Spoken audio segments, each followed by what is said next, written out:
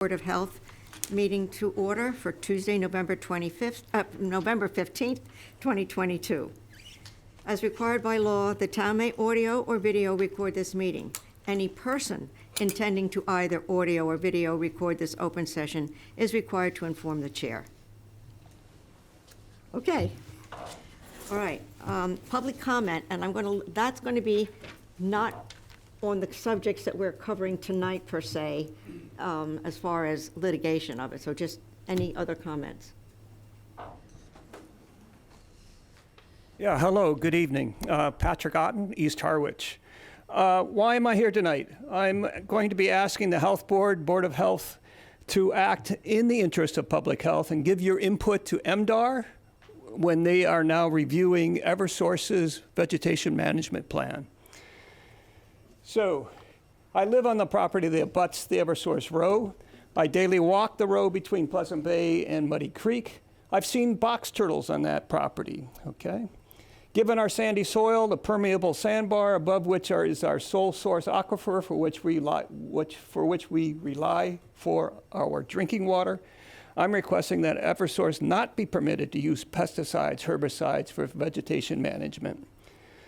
Those products are controversial for both environmental health and human health. Glyphosate and other herbicides and pesticides should not be used. There are other alternatives. Require the landowners to care for their property. Use alternative methods of vegetation management such as physical, mowing, or whatever, or do adaptive use. Have local organizations, garden clubs, school groups, nonprofits take responsibility and care for row vegetation management. There's a very good example of this right off of Bay Road, where the Food Forest Initiative has extended the no spray zone around Harwich public drinking wells 7, 8, and 9 by an additional 600 feet because they are maintaining the vegetation there. They put in a food forest garden that feeds both nature and humans. So when I asked the select board to send their comments in, here's what Mike McCaskill had to say. Quote, "The BOS has taken this up on 3 occasions in the past 5 years, and the science behind what Eversource is doing does not warrant a change. This is a very regulated process and applied by licensed professionals," unquote. Clearly, the science does indicate toxicity of glyphosate in the environment and to human health. And does licensing ensure safety? Do driver's licenses prevent accidents, moving violations, and over 40,000 deaths per year? To date, there are 7 towns that have written opposing Eversource's vegetation management plan: West Tisbury, Falmouth, Chatham, Eastham, Dennis, Brewster, Orleans, and as well the Assembly of Delegates. I'm asking that the Board of Health also send in a letter opposing the current as-written vegetation management plan that Eversource has submitted to MDAR, and also ask that the Select Board of Harwich also send in a letter. Those are my comments, and I thank you. Thank you. Anyone else?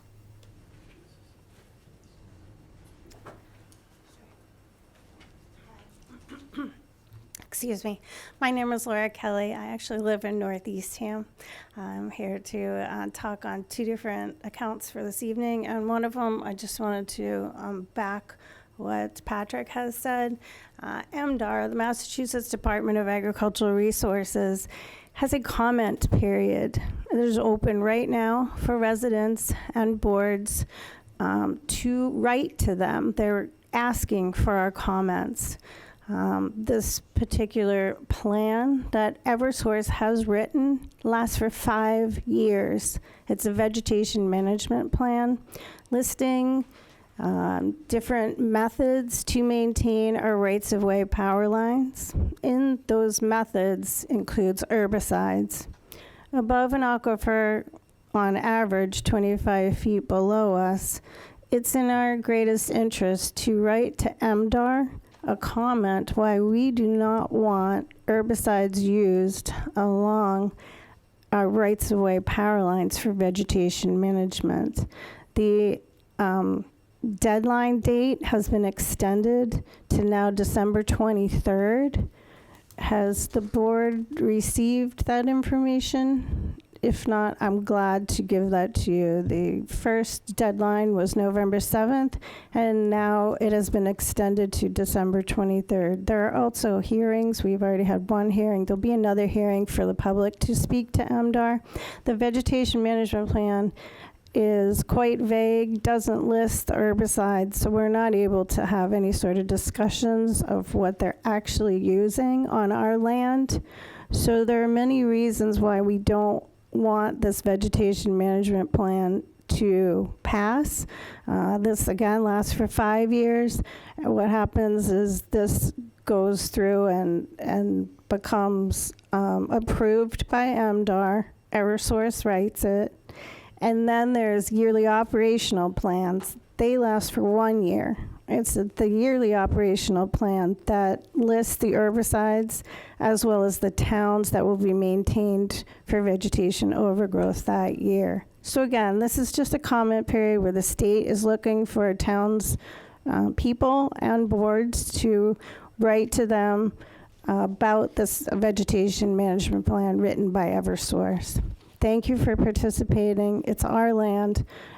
For years, about 12 years, towns have been saying they don't want this, yet the state continues to override our words and our wishes.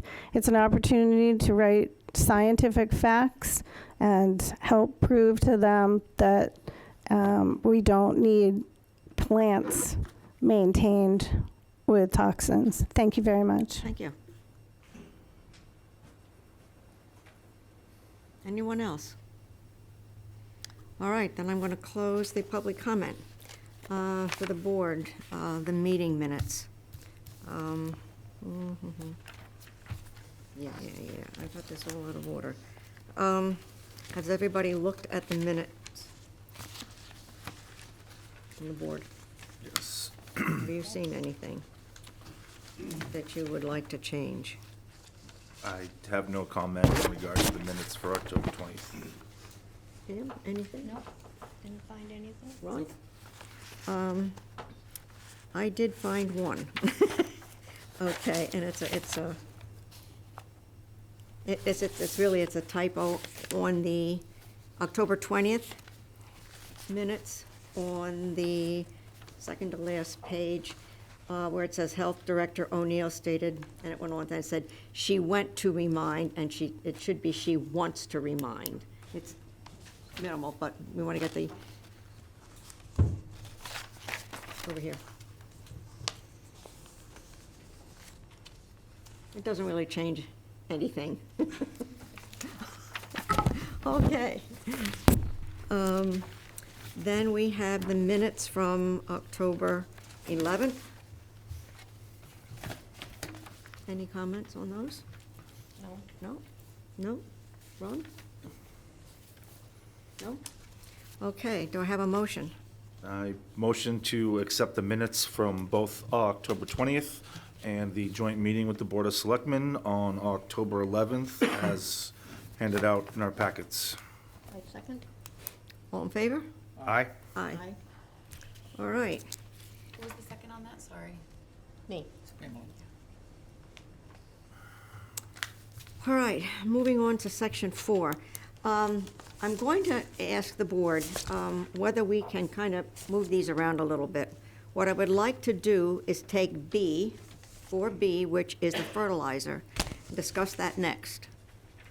And then go down to 5A, which is the animal regulations, and make that 2. And then the tobacco as number 3. As far as the COVID update, we're going to move that to the back where Katie does her update. That's fine. Does everybody agree with that? Is that, Agreed? okay, and for those that might have the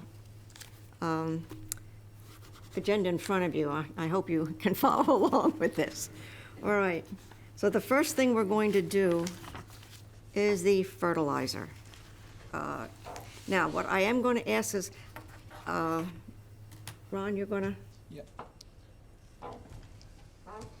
Board of Health discussion and possible request that the Board of Selectmen petition the state to return authority or regulatory control of fertilizer use within individual towns. All right. What I'm looking at doing, I don't know how many people here have looked at the packet, and there is some background information as to how we got where we are. All right, I'd just like to make a couple of comments on this. We do not have fertilizer regulations. We have a policy, and that dates back to the District of Critical Planning Concern, is why, when we did not accept that, we fell out of the ability to make regulations because we didn't do it in a timely fashion. So what we have is a policy. What you're looking to do is send something to the state to allow the towns to regulate themselves. So that's kind of the premise that we're working on at the time. So I'm going to ask for any comments from the public, but I'm going to ask you to limit it to 1 minute. We're going to do 15 minutes because we have a lot to get through. So, like 1 or 2 minutes a person. I don't want any comments that we've already heard or questions that we've heard before, because we have all of those. So I'd like to limit it to anything new that you have to add.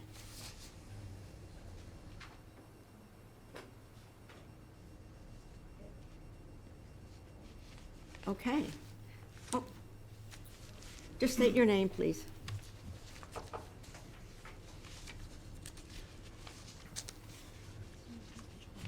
My name is Lindsay Strode. I'm in Harwich. For the record, I've had 30-plus years as a land care professional, 10 years on the Harwich Conservation Commission, and 25 years involvement with the Cooperative Extension Service as a master gardener, focusing on organic soil improvement, native and natural plant systems, organic gardening, and natural lawn care programs. I apologize if I'm repeating. I have had no information other than the fact that I was interested in this as a topic. Soil basics, dirt is not all the same. Opposites attract. If we go back to high school biology, high school chemistry, there's cations and anions. Fertilizer is positive. Soil colloids, the smallest elements in soil, are negatively charged. If you increase the amount of organic matter, silt, clay, it holds more nutrients. Opposites attract. We have a variety of soils on the Cape. We have A-rated loam, believe it or not, on Cape Cod. And soils differ from town to town, even on a given property. A blanket prohibition may have unintended consequences relative to the prohibition of fertilizers. Are you saying the backyard gardener can't apply fertilizer on vegetables grown on their deck? A stressed plant is more subject to disease, insect, environmental conditions. Just like a person, the best defense against adverse conditions is health, a healthy, vigorous plant. Plants improperly sited or in poor health would require additional inputs, either synthetic or natural, that can further impact the ecology. Extension and seminar experience has routinely led us to find that the private homeowner, in the mindset of a little's good, a lot's better. I can't tell you how many times I've heard, well, if we put down 10 pounds, can we put down 15 or 20 and get better results? Well, no. As a commercial contractor, it's not in our best interest, in my best interest, to put down more material than is necessary. It's not good for the plant. It's not good for my bottom line. So we're not out there, contrary to some reports, just spraying or applying in areas that we shouldn't, or that we're over-applying. As you probably well know, septic and runoff are the primary contributors to resource degradation, leaving about 10% related to fertilizer applications. Best management practices and strides to improve the responsible use of fertilizers can certainly lessen the impact fertilizer has on resources. I'm sure you've heard this as well, we don't have a fertilizer problem, we have a people problem. So land areas also have differing environmental impacts away from resources. To tell me that somebody on 39 in the middle of an upland area has the same environmental potential impact as somebody that does down by Round Cove to me just doesn't work. Existing regulations currently regarding the use of fertilizers within ecological sensitive areas presently exist. Our very own Conservation Commission has a 50, a 100, a 120, and up to a 200-foot buffer to resource areas. Not that we want to task them with additional policing, but there's already regulations on the book, and to have another regulation approved that's largely unenforceable is detrimental not only to the environment, but to the people that use that environment. The Cape Cod Commission presently requires contractors engaged in the application of fertilizer to meet certain criteria requirements for commercial use anywhere in Barnstable. The state of Massachusetts also requires licensed applicators to be just that, licensed, with ongoing continuing education. The general feeling, again, that a little's good and a more is better is not necessarily beneficial. This is indeed the second meeting that I've attended and spoken. I've spoken to property owners associations, to commissions, and offered my expertise in assisting in crafting a best management practice, and I've heard nothing from anybody.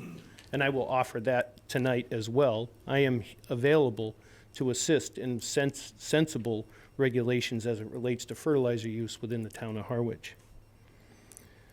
Playing on the emotional ban of a total ban, emotional aspect of a total ban, I think is specifically disingenuous and sometimes might be considered intellectually lazy because it takes more effort. It's much easier to use the emotional, just ban it, than it does actually to sit down and craft a plan that benefits everybody, including the resources that we all hold dear on the Cape. Really, I think a healthy landscape with the proper use of soil amendments improves and enhances the environment, not only the ecological environment, but the human condition. Sorry for the double negative, but I don't think no is not the answer. Okay, thank you. Anyone else?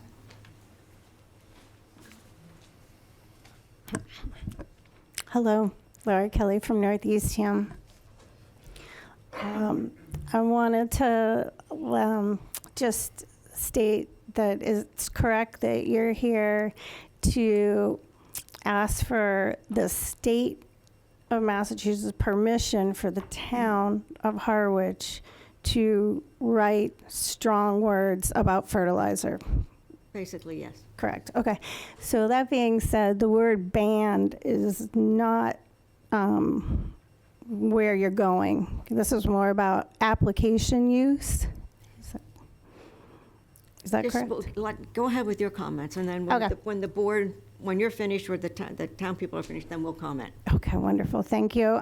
So I just wanted to bring to your attention that the town of Orleans has moved forward with a home rule petition on fertilizer, never using the word ban. It's illegal. We can't ban fertilizer or herbicides or pesticides or anything like that. It's completely illegal to ban the sale or use of such products. We're here to talk about, or I am in support of the town moving forward to ask the state permission for the town to do what the town wishes to do. My ask of the town of Harwich Board of Health is for towns to follow each other. So the wording can be crafted in a way that's county-wide if you wish to go in that direction. Simply because we as landscapers, who we just heard from, across border lines, and if there are different regulations or home rule petitions or bylaws or whatever you want to get different wording in each town, it just makes it harder for we workers So I wanted to let you know that Orleans has moved forward. Their town voted in support for a home rule petition, and the wording is crafted in a way about prohibiting the application of fertilizer. So we're not banning things, but let's just, if I could read word verbatim what Orleans has done and take this in consideration. The purpose of the home rule petition is to protect waters by prohibiting the application of fertilizer except for the purposes of commercial agriculture and the residential use of organic fertilizer with low nitrogen and phosphorus for the use in growing fruits and vegetables that is allowable under the USDA National Organic Program, OMRI, it's called, MRI standards. So we're just trying to lessen the amounts of nitrogen and phosphorus from use of fertilizers running through to our our natural resources, right? We've got drinkable water sources here. We've got salt waters and fresh waters that these nutrients really are harmful towards through just stormwater rains. So, yeah, if we could volunteer to use less nutrients, no matter what it is across the board. You get a bag of fertilizer that's 10, 10, 10, get one that says 2, 2, 2. It's gonna lessen the amounts of nitrogen and phosphorus. And that equals a better environment in the long run. So I am in support for towns to move forward to craft wording in a way that allows people to still grow vegetables because we all want to eat food and help our waters locally as well. So thank you very much. Thank you. Okay.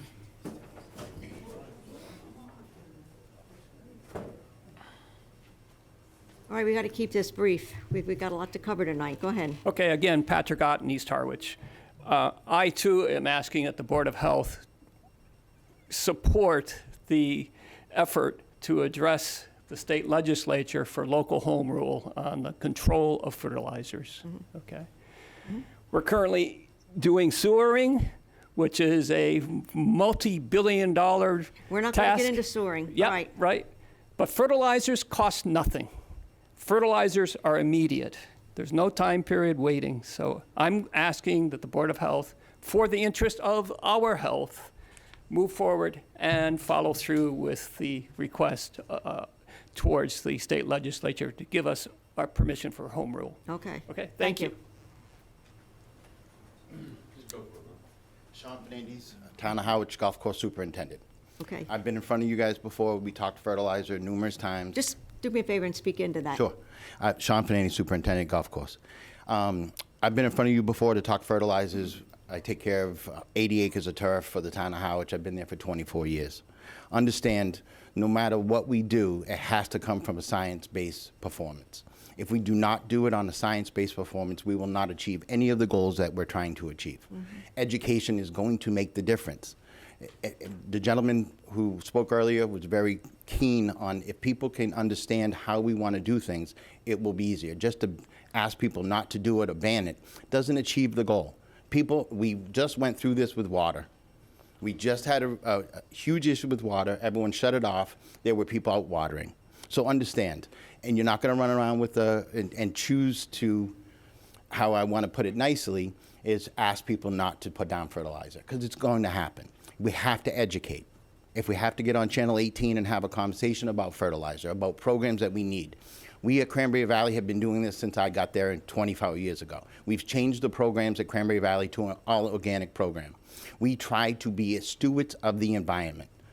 Everyone goes there and plays Cranberry Valley because it's a steward environment. What I mean by that is we try to do the greenest things possible. If you look at how we do fertilizer, how we spray pesticides, and how we put down herbicides, we do it in a manner in which it benefits the environment, not so that it gets to a point.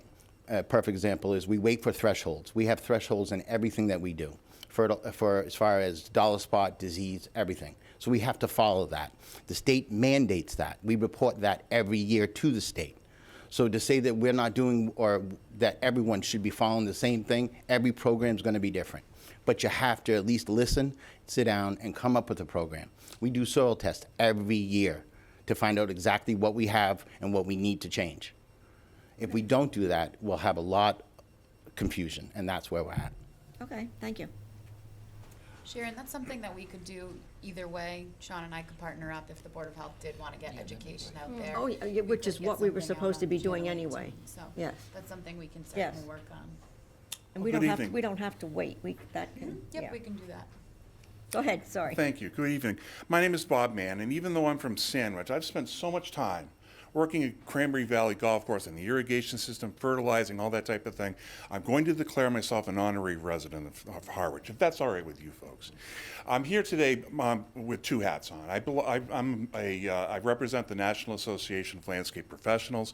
I'm on the government relations staff there, and I'm also a past president of the Massachusetts Association of of Lawn Care Professionals.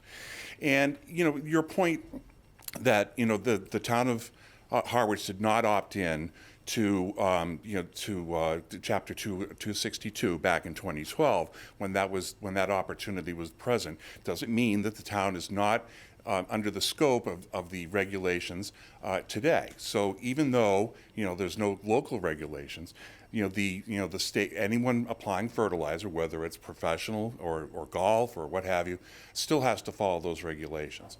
But what I really wanted to point out, and I have the opportunity, the great privilege of seeing things on more of a national scope. As I travel around the country working on nutrient management policy, people will say, what are we going to do? We have these fertilizer issues.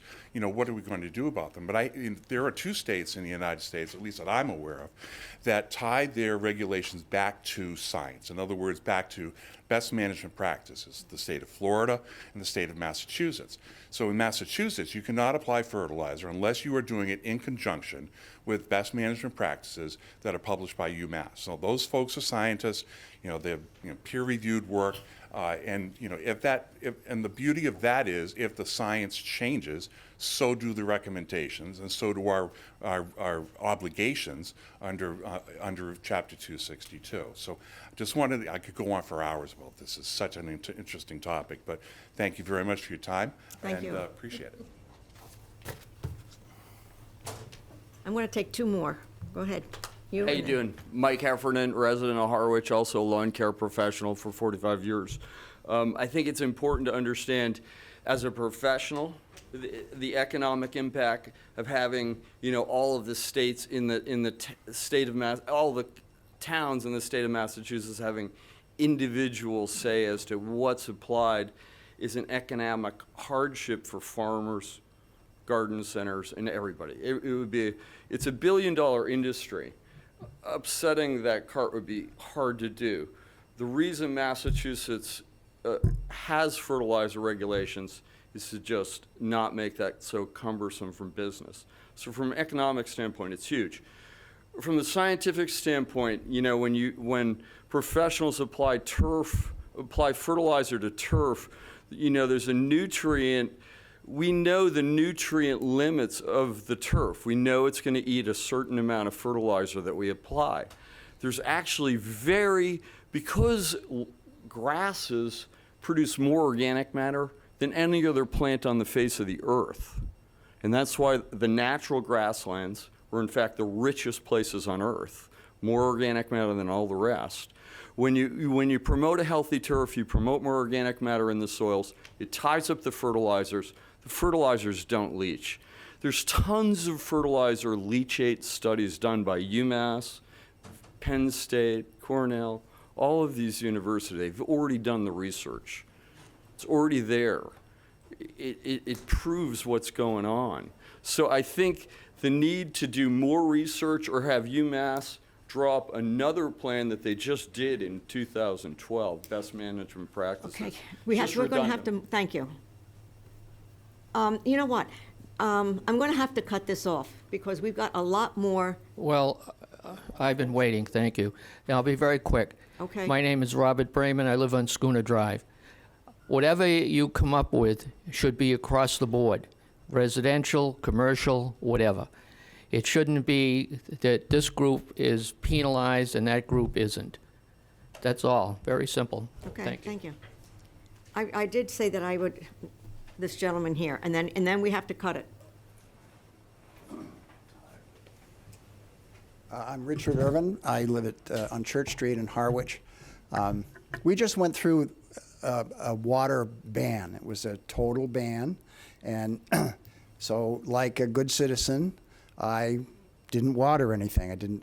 And the town also passed a law that said I had to dig up my lawn and put a sewer system in, and I did that. It cost me thousands and thousands of dollars, and I had to replace that and put lawn in, and then they said I couldn't water it because we had a total ban unless I went out there with my hose.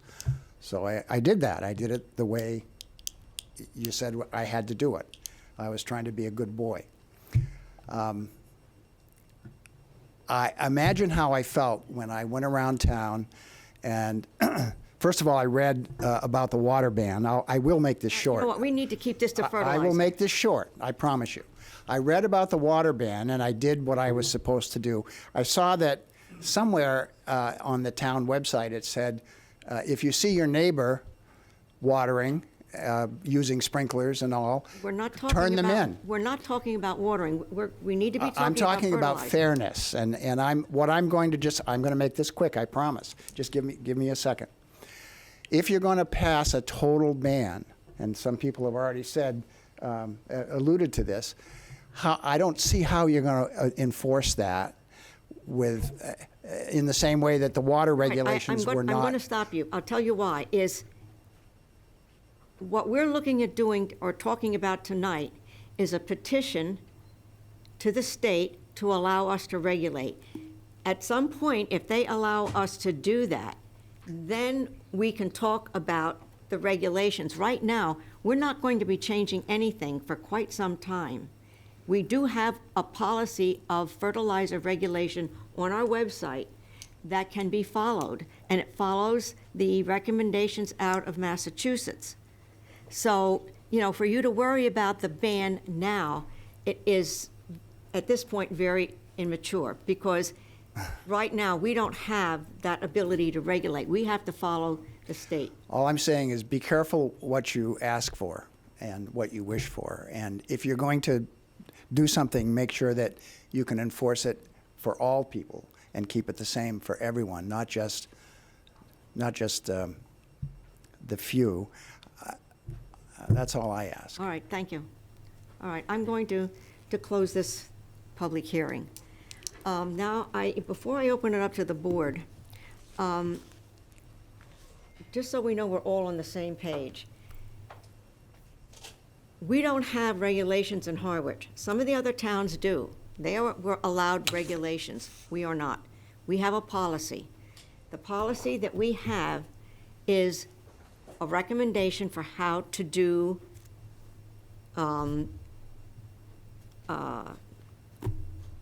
responsible fertilization, all right?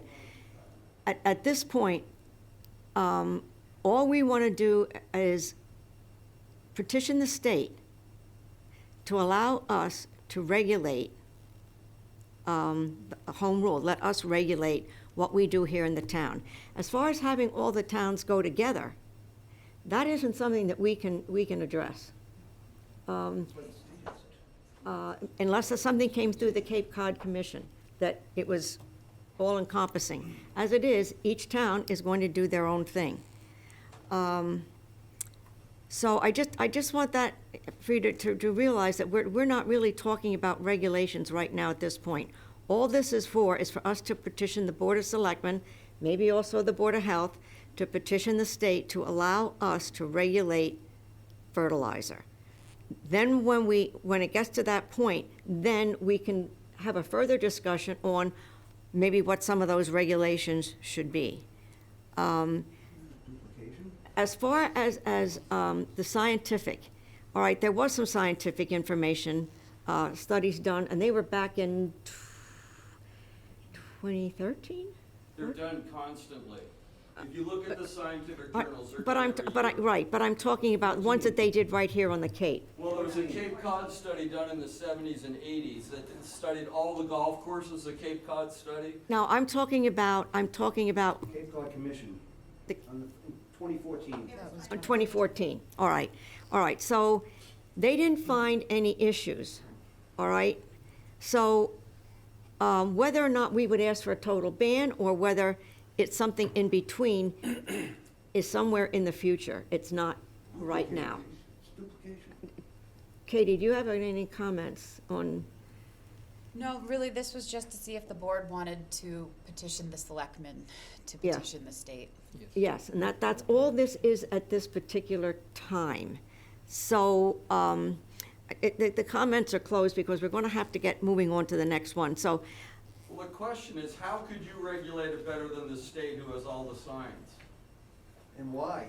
Duplicate. Don't take, they have to come to the they have, microphone. yeah, yeah, we're finished, because that is not where we're at this point. All right? So, all right, for the board, do you have any questions on how you feel as petitioning the state, or the others to petition the state? I have no questions as far as the desire to move forward and petition the state. I would love to discuss more, but I'm a nurse. That's what I know. You guys are the law experts. That's what you know. If and when that ever comes to be, and we have the ability to regulate on a town-by-town basis, I want input from everybody here. I think we can all admit that there's a water problem on Cape Cod, whether it comes from people fertilizing, whether it comes from septic, it's all a part of the problem. If we do nothing, we failed. If we do wide sweeping regulations that hurt the people that live here, I see friends in the crowd, we failed. Please don't take it as our request to have this ability to do so as anything that's going to be wide sweeping.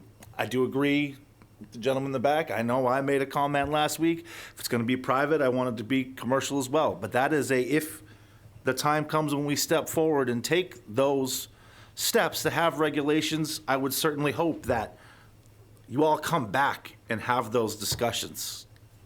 I want to hear your input. Okay. Pam? I agree. I think right now, as said before, it is just to petition the state to be able to have us regulate. I think it would be wonderful if the towns agreed on similar regulations, so it would be easier for everyone, all the landscapers and all the people who sell fertilizer. But that's not where we're at right now. We just want to let the public know that this is what we're planning on doing, and it's going to take a long time to even get that, and then you'll all be invited back. Ron? Well, I think Howard should regulate their own fertilizer. I mean, every town's a little different on the Cape. So I would say that have every town petition their selectmen and ask the state that every town should do their own thing. And if we all agree, that's fine. If we don't agree, that's fine also. All right, so do I have a motion? I motion to petition the state, or petition the selectmen to ask the state for permission to be able to make our own regulations regarding fertilizer management. All right. Second? Favor? Aye? Pam? Aye. Ron? And I'm an aye. Excuse me, doesn't this go to vote? Pardon? Don't we have any say in this? You pick, you can say everything? No. Why can't we say it? No, wait. Why can't we vote on this? Because all we're voting on, and I think this is where everybody's getting confused. Now, wait, let me finish. Let me finish. We are going to send a letter or a memo to our Board of Selectmen to petition the state to say, allow the towns, instead of them regulating it, allowing the towns to come up with our own regulations. We don't have, the only thing we have right now is our policy. If the towns allow us to do that, then we will come back to the town people and say, Let's have an open discussion on how we're going to do these regulations. As it stands, nothing right now is going to change. I understand S- Why do we that. need Why it? don't we have a say? Why in do it? we, right, we don't want, maybe we don't want to petition that. It's just out. redundant. Right, it's like that, the already done, it's already regulated. Absolutely not. And they got all the Sharon, resources call they order. need. We're a completely Call order. regulated All right, industry. all right. The only people that have it are the two who Call, left. call Okay, order. that's, we're finished, we're finished. We've agreed as the board to send the letter to the Board of Selectmen I think we're done here. with that. We have no say. Not right now. Not right now, but nothing's changing. Yes, you're trying to change it. Can I put some public record? It's in this closed, you recording? already closed. We've No, closed it. I'm not gonna talk about the topic. I'm gonna say No, you can't talk about disappointed something that we that's not. weren't allowed to speak. I spent a lot of time preparing for it. I've got a letter here. I'd like you all to keep it, put it in your files, and it's going to the selectmen. They can give it the Period. letter? You can give us the letter. I will give you the letter, and I will give it to the selectmen. I've already spoken to Michael on the phone that we weren't allowed to speak.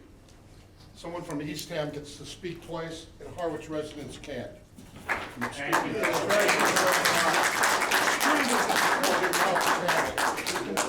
I'm a professional, I love the environment, and there's a lot of information in there, including copies of soils tests, that prove that this stuff doesn't leach into the water table. I just have some studies on water as far as nutrients. Anyone here from the press?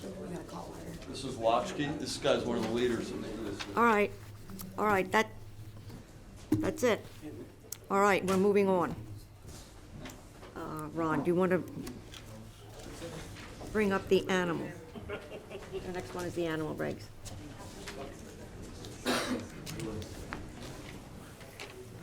Continued public hearing to solicit comment on the proposed revisions to the Town of Harwich Board of Health animal regulations.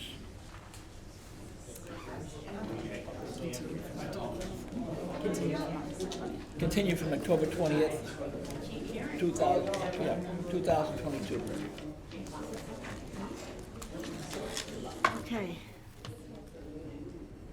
All right, before we get started, I also want to clarify some things here, so.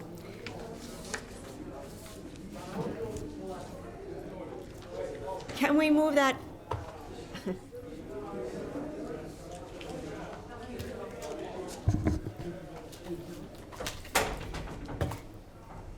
All right, in 2017, after extensive public comment, pigs were voted a noisome trade and therefore required a site plan review.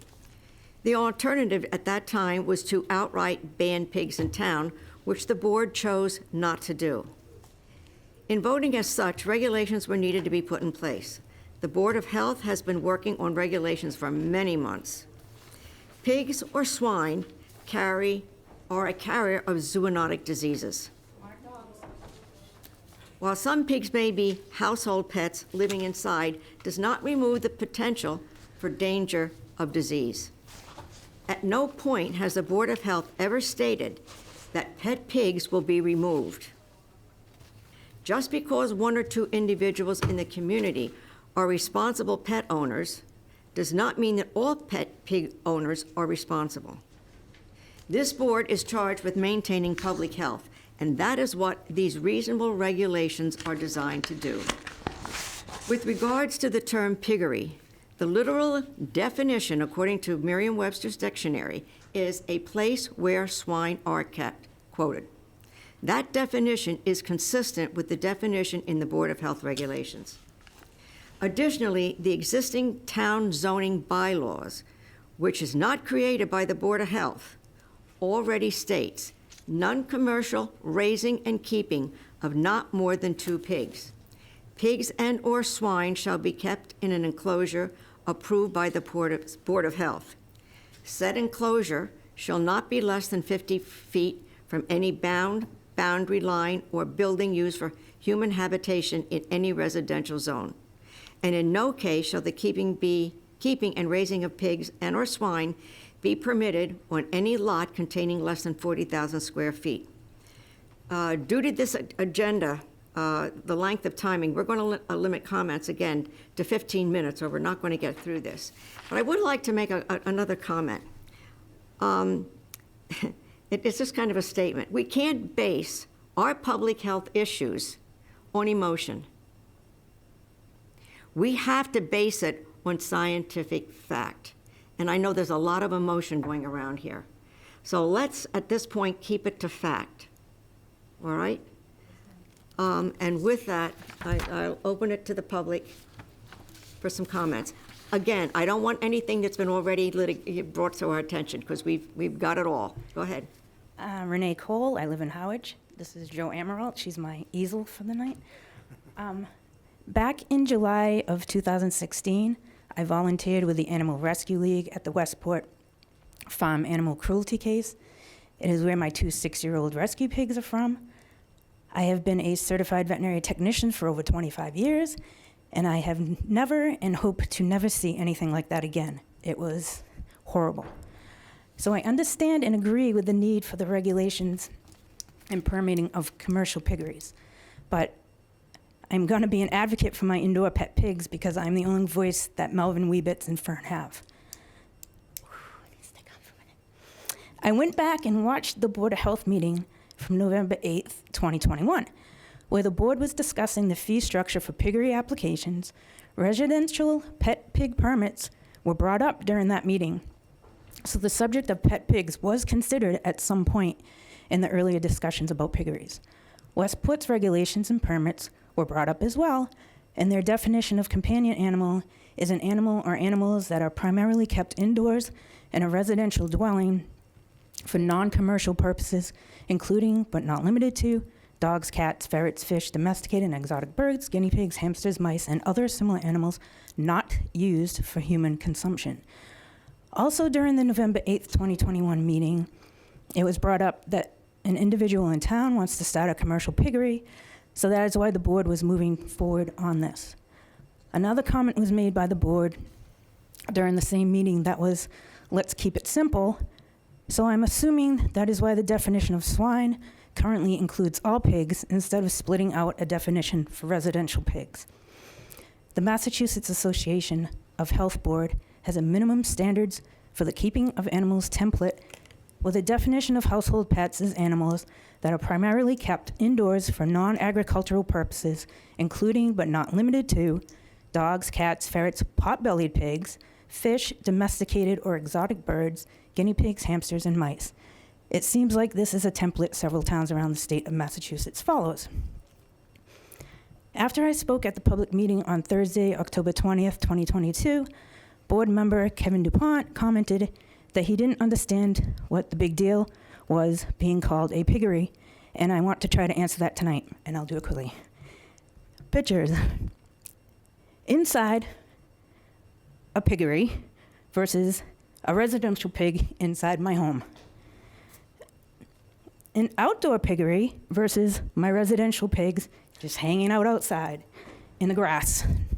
Not mud, not feces. 3, where a piggery pig sleeps versus where my pet pig sleeps on the couch. Must be with him. 4, piggery pigs on a road trip versus residential pigs on a road trip to California with a stop at the Grand Canyon.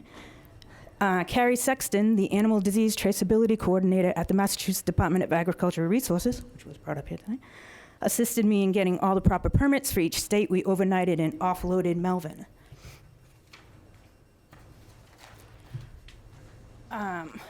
5, end of day for a piggery pig versus spare time with a residential pig. He goes to nursing homes, he goes to schools. Melvin at 7 weeks old. Melvin at 10 years old. Okay, we got to move this along. Yep, I'm almost done. Go ahead. But I know you're getting the point. Weebits at 8 weeks, Weebits at 6. Fern at 8 weeks, and Fern at 6 years we old. don't need to see all of this. I'm done with that. My main concern with the Board of Health considering my home to be a piggery is my own homeowner's insurance. I want to ask the board if they can guarantee that my homeowner's insurance will still cover me if the town of Harwich considers me a piggery. As you can see from the pictures, I'm the furthest thing from a piggery. I realize after The drafted animal regulation changes aren't targeted at responsible pet pig owners, but we will be affected by them. And I ask the board again to reconsider making indoor household pet pigs an exception. Thank you. Anyone else? Keith Lincoln, formerly of 1248 Orleans Road. Just come closer to the mic, please. Now known more as Officer Lincoln, who lives with pigs, or used to live with pigs. Okay, I'm a Harwich police officer too, and it's kind of a joke around town that I always lived with pigs, okay? I'll let you guys get those out of your head. I've heard them all the jokes, okay? So one of the things you need to understand is your people aren't reinventing the wheel. When I was living there and we were traveling, Congress themselves at one point was looking at this and deciding whether or not mini pigs should be separated from the piggery words or the swineries because of where they live, how they're bred.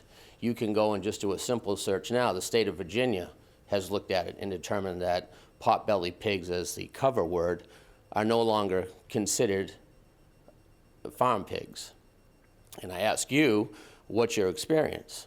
Have you lived on a pig farm?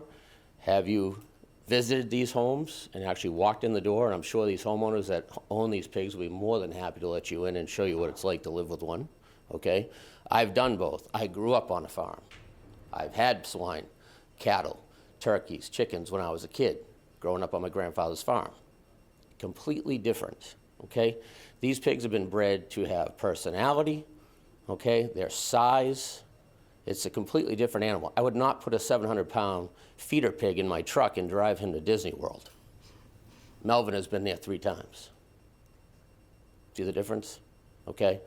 You need to do some more research on your own to figure out the difference. And there's a huge difference between the two. And the gentleman that tried to talk about the watering ban, you're saying that you're making this decision based on bad pet owners. Well, he was trying to tell you that you're banning all this stuff, but you're not punishing the bad people, that we're still watering. And I can tell you, when I used to work midnight shift driving around, numerous sprinkler systems watering the street, All right, not we're the not going grass. to go into the We're not watering. going into that, but I'm just saying, you're making a rash decision based on lack of knowledge and the fear of something that hasn't happened. And you're going to affect numerous people in this town and their pets. Okay? My pigs have never lived in a barn. They'd never survive in a barn. Okay? So you need to educate yourselves a little bit more about the difference of a piggery and a household pig. And you need to do a little bit of research about you're not inventing the wheel. This is a discussion that is going through this country. I'm an avid RVer. I travel around the country with my RV. And it is now on numerous RV pages of people trying to figure out what the next plan is, because these people are traveling across state lines, just like we did. But because my ex-wife was a vet tech, she knew that we better make some phone calls, and we did, and we got those permits to cover our back. But there are a lot of people that don't know that, and they're traveling cross country with pigs in their RVs, and they don't realize that there's rules that no one knows.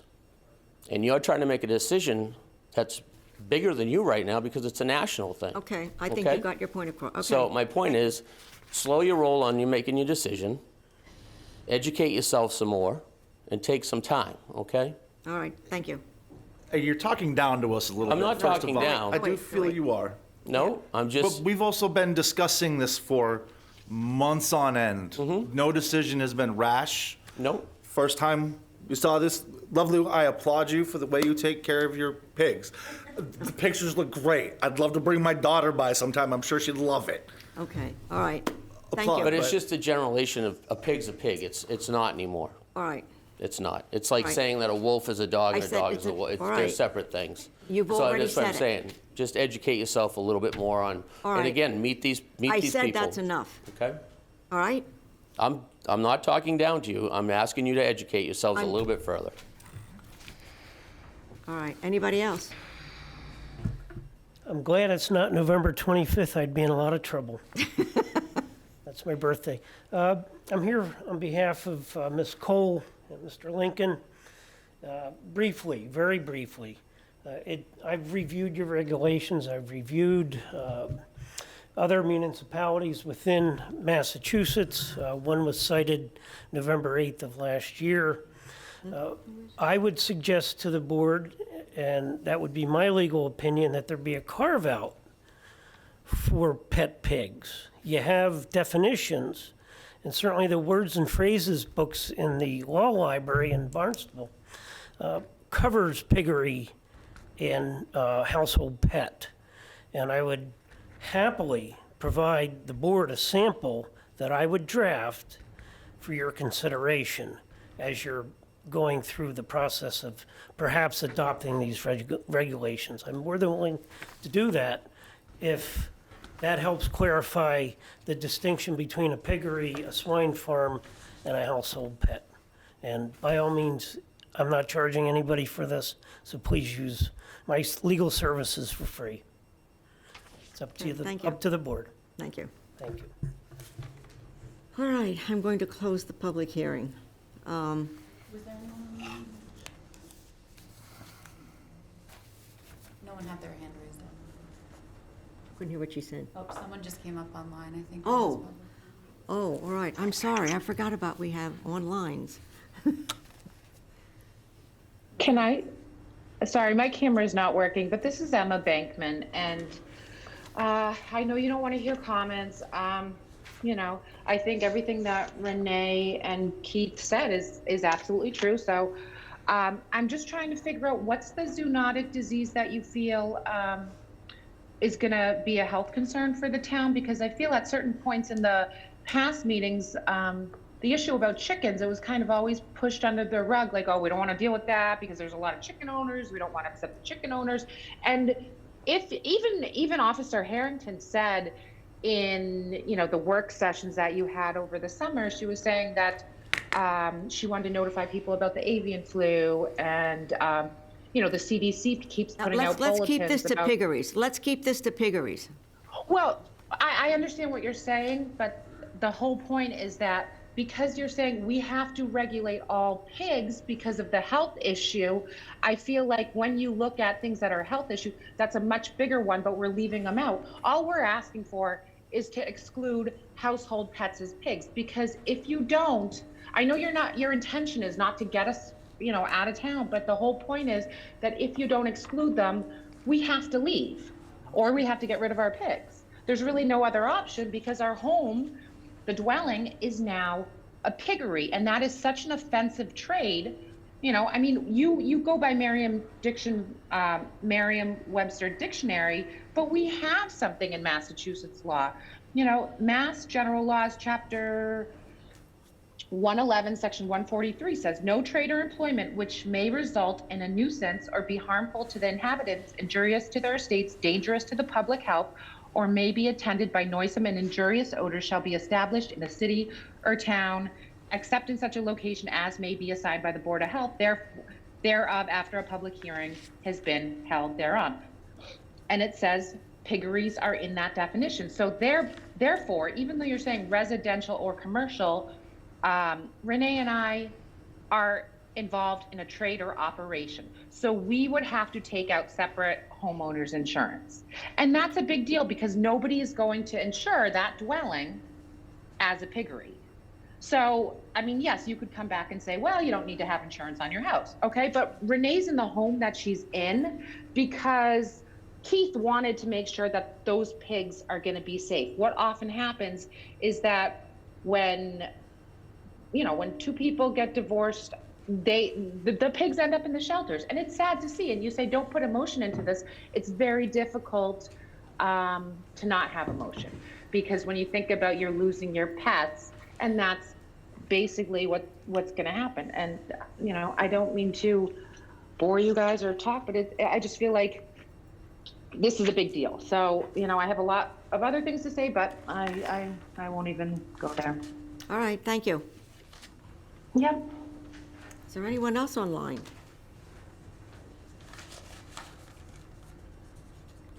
All right, I will close the hearing now and open it up to the board. All right. I mean, I know we have the commercial piggery, non-commercial piggery. If it is going to affect your homeowner's insurance, and that's a verbiage thing. And I'm not sure how it would, or that's not my forte, again, but I'd certainly be willing.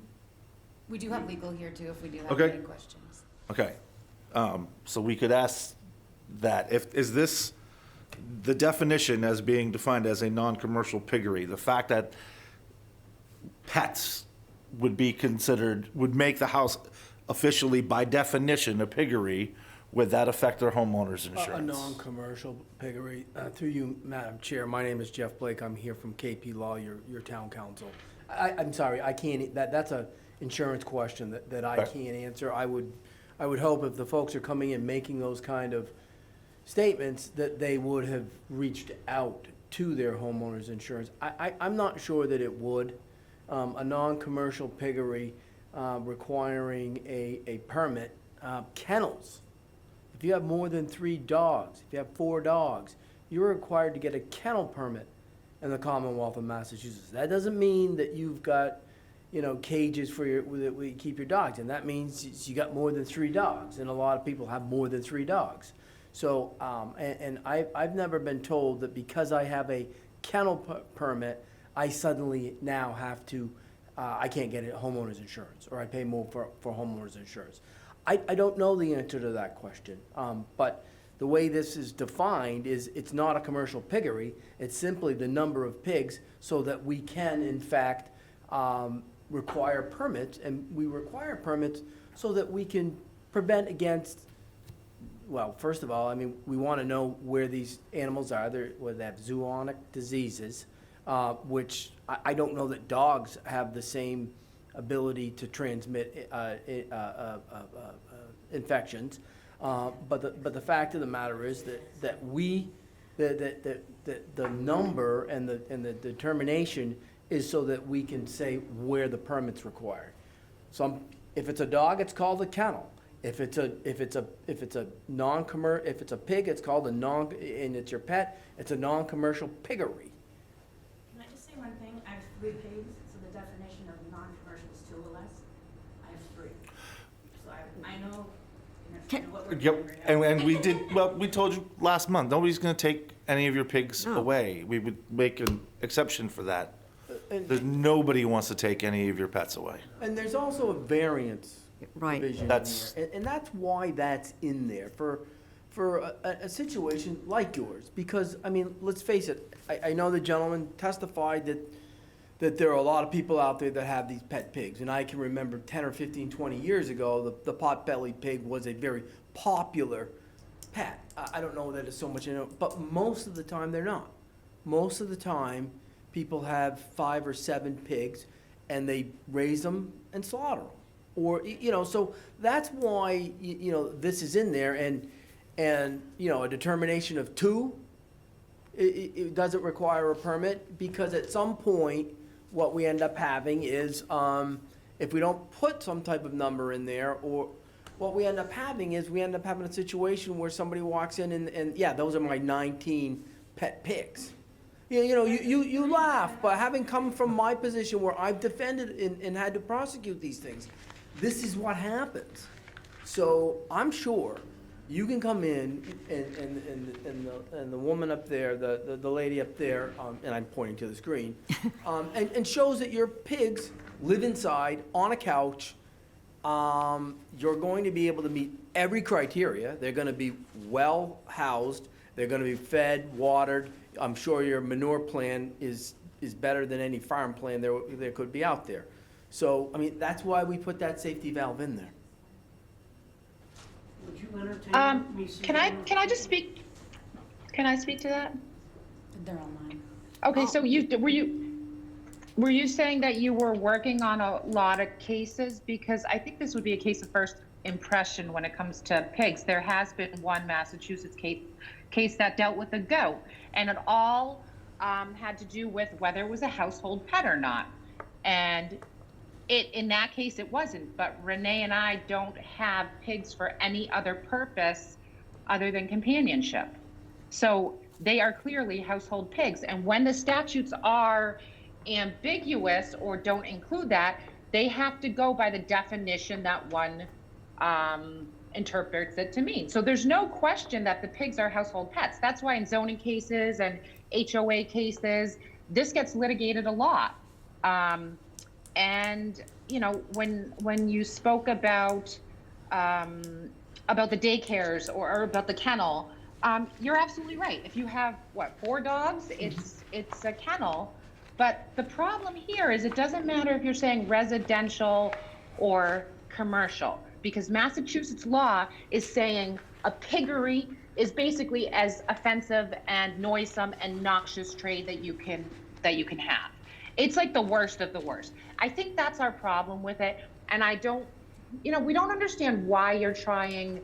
You can do all the regulations. That's great. I am totally for that in terms of outside pigs, 1 chicken, 1 goat, anything. I think any animal living All outside right, should be okay, regulated. we're going to have to Of course, cut it's that chickens short. I'm talking I just about. want to say something to that, though. We do some of the same things with dogs and cats, all right? Dogs have to be licensed. They need certain, they need rabies shots. So you're making it sound as though you're being persecuted in some reason for having pet pigs, and that's not the case. That's not what this is doing. And if this, in effect, it is really affecting your homeowners, I would like to see that. I know that people are talking about that, but if somebody can show me where your homeowners are going to be affected because of this terminology, I would like to see that in writing from your insurance company. Yeah, and that's a funny thing, because that's exactly what we wanted. We went to so many different companies to ask for that in writing, that we wanted to get an addendum or a rider. You could, you're more than welcome to call up your insurance No, policy I'm and not ask going them. to. Right, What I'm exactly. saying And the thing is nobody's going. you need to prove to the board that that terminology is going to prevent you from getting homeowners insurance. And this is what's funny about this whole situation. No, is we're you not keep going, saying, no, we're going to end this. We're going to Right. end this. All right? Is there anybody else? Would the board, if I submit it to council, would the board, I suggested earlier, submit a proposed amendment to your draft. I'll submit it to council and he can review it and take it. You can read it, you can use it, you can throw it away. As long as council's willing to look at what I would suggest as a carve-out provision before it's enacted, I'm happy to do it. I'm here for free, so use me. That's your call. I'm happy to look at it, but it's certainly your call. Your call. I would like Yeah, that. Yes, yes. And I do want to just remind the board what Sharon had said at the earlier statement. We still do have the zoning. Any Yes. indoor pigs right now are actually in violation of zoning. So I want to make sure that the board does understand that that's existing, not Board of Health. Yeah. Nothing we can change. So that zoning isn't going to go away. All right? So it's really not the Board of Health doing this, well, but, the only thing is with the zoning that you're referring to, that's for the keeping and raising of pigs. So that's about outside structures. It's not about inside. And no other town has ever done this in Massachusetts, where they're going to say, okay, all right, hold on, household pets are hold going to on. be in these. Hold on. Okay. Katie, let Katie speak because she's saying that that's not accurate. Go ahead. Our zoning applies to pigs, period. Period. So we just want to get that clarified.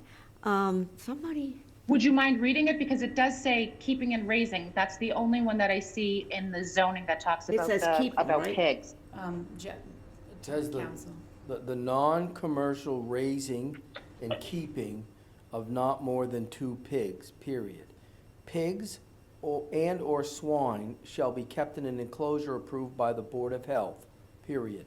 Said enclosure shall be not less than 50 feet from any boundary line or building used for human habitation in any residential zone, and in no case shall the keeping and raising of pigs and/or swine be permitted on any lot containing less than 40,000 square feet. so That's not our regulation, but I That's just want the to. Exactly, so I'm just wondering, sorry. That was exactly my point. So if that statute's basically saying for the keeping and raising but that's of not our pigs, regulation. I know that, but that's why I'm trying to figure out how do you have jurisdiction or All right, authority all right. over? We're going off a deep end here because we're at It's going nowhere. All right. I'm going to close this. I'm sorry, I don't mean, I understand you want to move on, but I just wanted to get this on the record. Where is the authority to regulate household pet pigs? The Board of Health, under Chapter 111, Section 31, has broad authority to regulate what could be public health nuisances, public health issues. And clearly, some of the issues that that could be brought in through disease by pigs, horses, and the like is well within their jurisdiction. I can tell you now, right now, as you correctly pointed out, because you've done your own research, there are many, many, many towns in the Commonwealth of Massachusetts who regulate animals, chickens, horses, goats, pigs, and the like through regulation, Board of Health regulations. So there is a very broad discretion given to them under Chapter 111, Section 31. I would agree with that, you know. All right, you know what, we're finished. We're finished, excuse me, we're finished with this. All right, we have been debating this for quite some time. Do we want to make a vote on this? Well, are we going to allow you? I would. All right, we're going to wait. Can I have like 1 minute of some time Sure, over here? go ahead.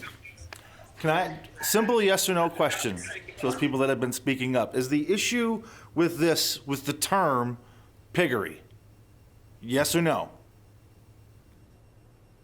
So it's with the, Yeah, it's with the so it's a term. definition. The definition is what the issue is. None of the regulations, it doesn't affect anything. You get to keep your pets, wonderful pets. I understand with the term piggery, you know, you see the commercial essence of it, but I mean, yours clearly is not commercial. We get that, but we got to define it as something in order to put something down. So if the argument or the disappointment, the complaint is with the term piggery and maybe the connotation that it has outside of residential homes, I understand your complaint, but we got to call it something. Nobody wants to take your pets away, not by any stretch of the means. That's what we have the variances for. And if it would affect your home insurance, I think we'd all happily rename it, revisit it. And if I can make a recommendation that we can put it off for 1 more month and give you ladies time to request that of your insurance companies, and if they say that that would affect your homeowner's insurance, I think we'd all happily make those changes. But I think the big argument here right now is over a word, not effectively anything that we're actually doing with it. And so I guess that's when I made my comment last week about, I know you repeated it, sorry, I don't remember it, you know, exactly, but that's my point, is that I think we're arguing over a word. And I just think that's And silly. we are, and I think that's actually, that's exactly the point. And I think you made a really good point. We're fighting over the word, because what I think the chairwoman doesn't seem to understand is that it's, You know what, it's all right, unreasonable. we can't keep going back and forth on this, or we're never going to get finished. All right, so the gentleman is going to give us, or give that information to, which he just, all right, with our legal. Do we want to put this off for, it would be till January, because we're not. January 18th is the next meeting. All right, yeah, the next meeting would be January 18th. Thank And then I would ask anybody that feels that their homeowners is not going to cover them because of that word, then I want something in writing from their insurance company stating that fact, that we have something to go on. If it's just Okay, a we matter can send that that to you you. We don't, can't excuse send me, if it's just because you don't like the word piggery, it makes you feel strange or whatever, I don't find that to be a reason to change that, because we do have to call it something. It can't be in there without a definition to it or a term to it. So if you can show that it's going to affect your homeowner's insurance, maybe we can look at coming up with another term. But if not, it is considered a non-commercial piggery. Whether you like that term or not, it doesn't change anything. It's not taking your pigs away. It's not doing anything.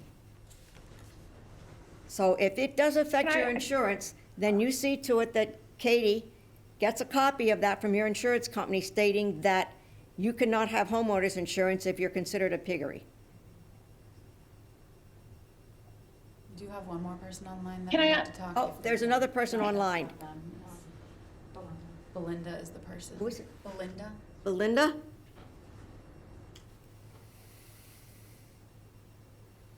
Online? Linda, BR there in the bottom, I think. Oh, there's a BR and a BI. Belinda, did you have something to say?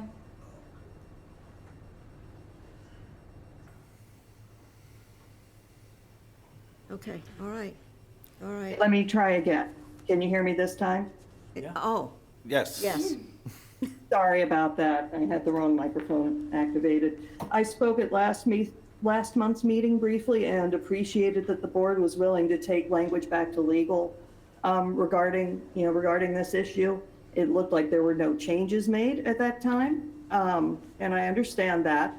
But yeah, I would agree that yes, it is about the one word, and the fact that the state clearly has some very strong language about what a piggery is, with it being a noisome trade. And I would appreciate it if you not make such dismissive comments to your public commenters, and B, if you would listen to the possible suggestions of counsel that is in the room willing to provide some sample language. We are doing I would that. be very appreciative of that, and thank you very much. And we're doing that. Okay, thank you. Can I ask a question?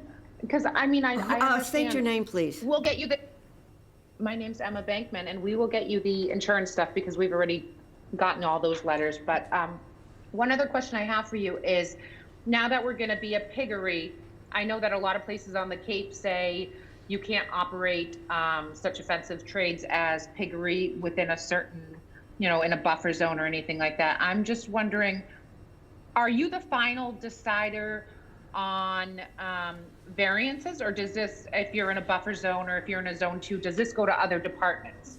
For Board of Health variance. Because we're concerned with the fact that you'll say, okay, you're going to be a piggery, even though it's non-commercial, we're a trade or a business under Massachusetts law. That's just the way that works. So I know you're saying, well, it's just pets, but that is kind of important. But I'm just trying to figure out, if we were to go for a variance, because everyone says, oh, it's easy to go for the variance, not a problem. If we were to do that, are you the only ones deciding, or can state step in, or could conservation, zoning, planning? I just want to know what the variance process is. All right, I'm going to have Katie answer that. Hold on.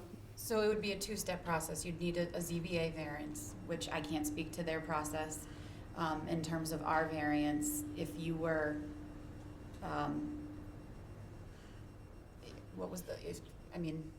we would go through the traditional process. If it was an outdoor structure, it would go to conservation, but if it's interior, it wouldn't need to. It wouldn't. All right. Did that answer your question? No, well, not quite, because last time I asked about this to find out what the variance process was, and Ms. O'Neill said it's in there. And I just see the thing about variance, but I'm trying to figure out which departments does it go to? Does Mass DEP have a say in this? Because all right, hold on. when Our attorney's going to he'll help out with this. Go ahead. I'm happy to answer the question. Under your regulations, a variance from the animal regulations, the town of Harwich animal regulations, would go to the Board of Health. But I think the confusion, maybe on your part, is that depending upon the situation, you may have to go to the Conservation Commission, because you may be putting a shed or the like in a buffer zone. You may have to go to the zoning board of appeals and get a variance because you may be keeping animals or making use of your property that requires a variance that is in violation of the zoning bylaw and would require a variance. So it really depends, but if you're asking simply for what the Board of Health is adopting and their variance, it goes to the Board of Health. It doesn't go off to DEP, it doesn't go off to MDR, it doesn't go off to anyone. This is our regulations, and they're the final arbiter on their regulations and the variance.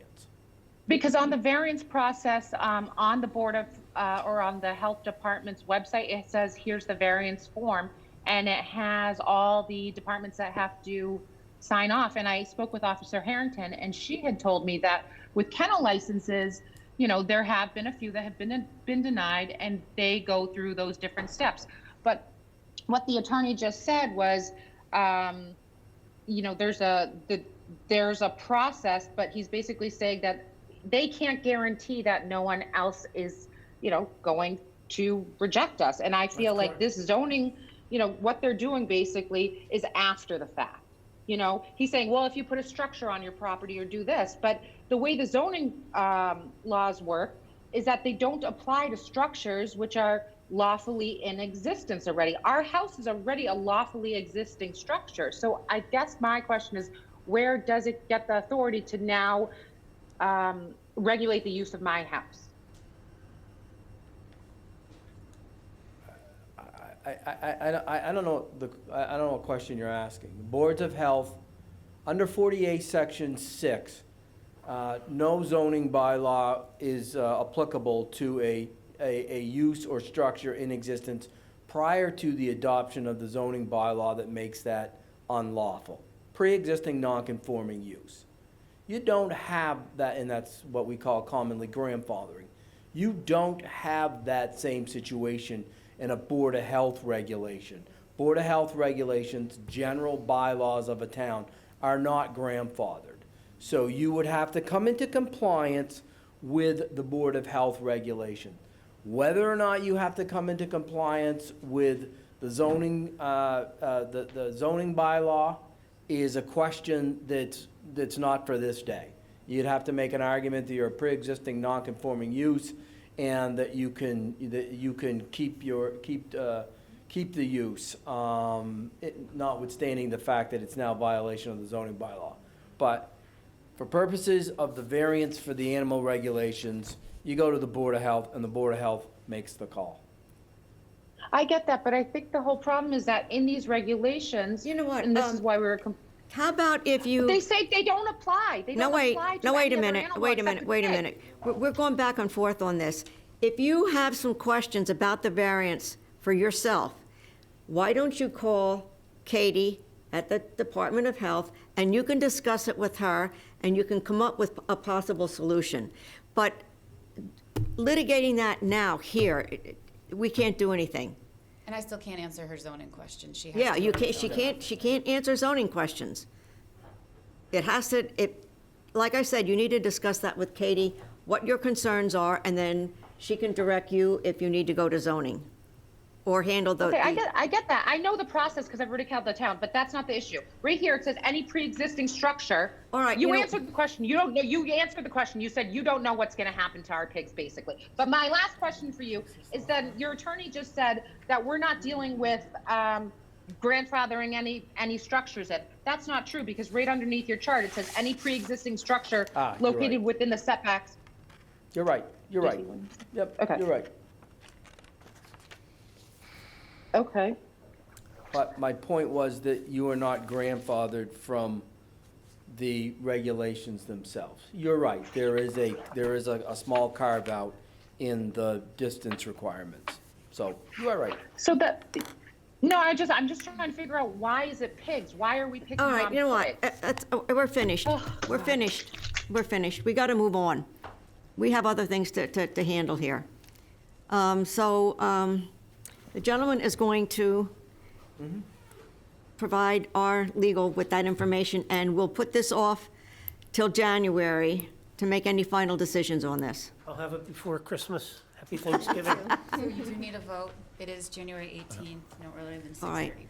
Do we make? I motion to postpone the vote on animal regulations, to continue the discussion on animal regulations until January 18th, where we can get 2023. some, in 2023, to get some input from council on some verbiage, which we're happy to do. No earlier, did you say no earlier than 6:30 p.m.? I did not. No earlier than 6:30 PM Oh, okay.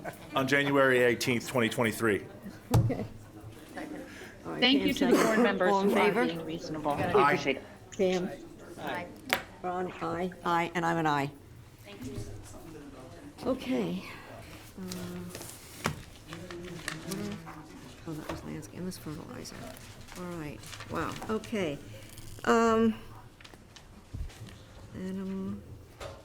All right, Ron, you want to read the one for the tobacco? Board of Health discussion on revisions to the regulation of Harwich Board of Health restricting sale of tobacco products. May I, Chair? Pardon? May I? Yes. So this will actually be pretty quick. We did receive notice from the state that they're currently revising the revision, so you may want to hold off until the January meeting. Yeah. Oh, yes. Here we go again. So should we just ask for any comments or not just? I would hold off to see Yeah. what changes are being proposed. They claimed they'll have them to us in 2 weeks. We'll see about that. Which means we'll bring this back January 18th. 2023. 2023. No later. All right, all right, so we'll wait for the next round of comment. Motion on it? Please. I motion to table the, continue the discussion on the sale of tobacco products until January 18th, 2023, no earlier than 6:30 PM. Second, I agree. Was that the second? that was a second. Second. Okay. I second. All in favor? Aye. Aye. Aye. All right. Okay, Now we're going to go down to, Do you, Madam Chair, do you need me? Or- no, I think he can leave. All right, continue Take it hearing. easy. Thank you so much. I'll put it on my calendar for the 18th just in case, but maybe not. Okay. Yes, yes, Thank thank you you, very much. thank you.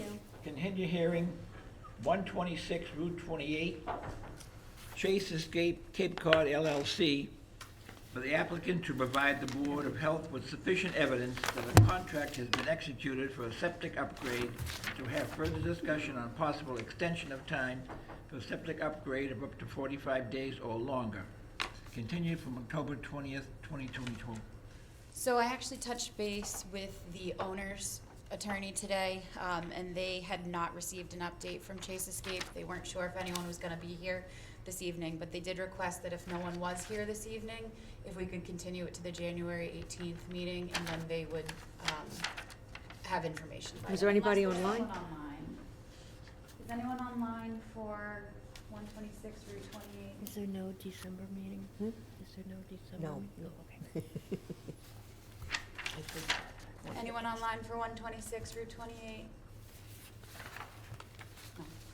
Okay, well, we have a motion to, It's going to be a busy January meeting. I Start at 5 o'clock. I make a motion to continue the discussion on 126 Route 28 to January 18th, 2023, no earlier than 6:30 PM. I second. oh, Aye. Pam? Aye. Ron? Aye. And I'm an aye. But didn't we give them 45 days last time? You did, but you agreed to extend it. Yeah, we agree, yeah, They're not open anyway right now. There's Yeah. no water use. They- Okay, yeah. there's water there? yeah. Okay, great. All right, moving on, there is no new business. So we have the Health Director's report, Sure. and then and she's going to include the COVID update in that as well. Okay. So for our COVID update, Harwich has seen a total of 2,547 reported cases of COVID-19. The 14-day daily incidence rate is 14.3 per 100,000 compared to Mass, which is 12.2. To date, 10,986 of our full-time residents are fully vaccinated. As I've mentioned in the past meetings, the data is a little skewed, very skewed right now because of the home tests. We're monitoring hospitalization data. It's actually gone down a lot since the last meeting. The last when I pulled it last week, it was 179 patients in all of Massachusetts that were primarily hospitalized in Mass, with 56 in the ICU and 24 of which those were intubated. That's about half of what it was last month, so hopefully that's a good trend. I will touch base further in my director's report regarding RSV and other respiratory illnesses right now, so I would like to just encourage everyone to make sure they're keeping up with their hand hygiene, stay home if you're sick. RSV is around, and that can be spread pretty proficiently through touching surfaces. And obviously being coughed on. So mask would help a person out if you're immunocompromised or the elderly, because RSV isn't just a childhood disease or young. We want people to stay home when they're sick, too. Yes. That's a big part of it. Carrie, Jen, and I were all very lucky to attend the MHOA conference in Falmouth, October 26th through 28th. And it's a really great opportunity for us to stay up to date on trainings. We receive our CEUs, and we get to connect with other communities and see what they're doing in the area. We're still looking for our executive admin to add to our team. We've had 2 interviews so far. We have 1 more tomorrow. So we're hoping to have someone soon. Included the list of departmental work. It's a little, I think we're missing a lot just because we've been so busy, but we're in the swing of things now, so hopefully we'll have that updated. And the biggest part of my health director update is the Title V and sewer regulations are up for public comment right now. I've included the link if anyone's interested in listening in. The town does plan on submitting some public comment, so if you have any, please get them to me as soon as possible, and we'll make sure they're included in the town's public comment. There is a link to the proposed documents as well as some of the public hearings and listening sessions in the packet. And that is my update. All right, and then we have correspondence. So there's 3 correspondence in here. The first is we received an update from the Department of Public Health of clinical laboratory testing guidance for monkeypox.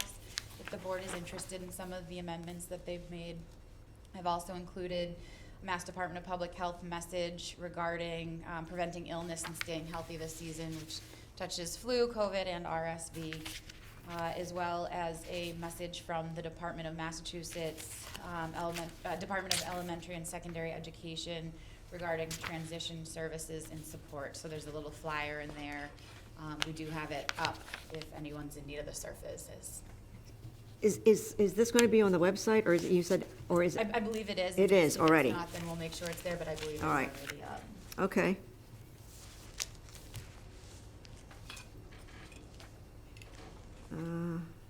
Permits.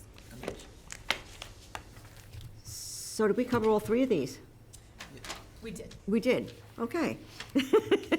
All right, the next one is permits. So we have, there's only one new one on there, it's Brundage Site Work. We told them they would be on probation because their test was right on the cusp of passing. We hold 65 really as passing, and they were right around a 63, but it was one math section that they got wrong. They had the rest of it right. So looking at the test and seeing what the questions they had wrong, we're gonna put them on probation if that's okay with the board. Okay. So how do we vote these then? I think I got that one. You got it. Go ahead. I motion to accept the permits with the exception that Brundage Site Work Installer's license is on probation for 1 year due to a close exam result. Second? Second. Pam, second? Aye. Pam? Aye. And I'm an aye. All right, other and nothing? So for other, did anyone have anything they want on the agenda for next January? Anything more? Can we squeeze something else in? Well, I think, were we gonna try to get the fee schedule on? Did you want to still see that? Well, all right, or do we you wanna think, hold off? do 'Cause you? we can wait. No, wait, but might that be, should it be on there if we're gonna bring the whole animal regulation, because the fee's liable to come up in there with the pigs? Your call. Wait, don't we think can we wait till February to do the fees. All right, we'll put that one off till February. All right. And I know initially we had decided that we wanted to advertise the public hearing for the tobacco regulations, but because we don't have them now, do we want one more work session? Yes, we'll need another work on that one. So I'll make sure the fee and the tobacco get on for the public hearing for February. For February. And then hopefully on February, I would like to get in changing or updating our charge and the bylaws and that type of thing that, you know, put something together and let all of you take a look at it and see what we want to do with that. Absolutely. Okay. I mean, Do you want to try that for February? Sure. as much as it takes in the meantime, I'm glad people are showing up for discussion. That's, you know, it's Yeah, gotta be part of it. Yeah. So, anything else? No. You have anything? I do not have anything to add You this have evening. anything you want to add? No. Ron? No. All right, and I don't either, except wishing everybody happy holidays since we won't be together. I think you did a great job in stopping the discussion, because I think what happened is we'd be here till midnight because, Yeah. Yeah, it was just like- And just a friendly reminder, no December meeting. yes. There was not quorum, so Yeah. you canceled the December meeting. Yes. So we'll Yeah. see you January 18th. January Motion 18th. to adjourn tonight's meeting. Aye. Aye. Aye. All right. Meeting closed. Right. My goodness. Oh.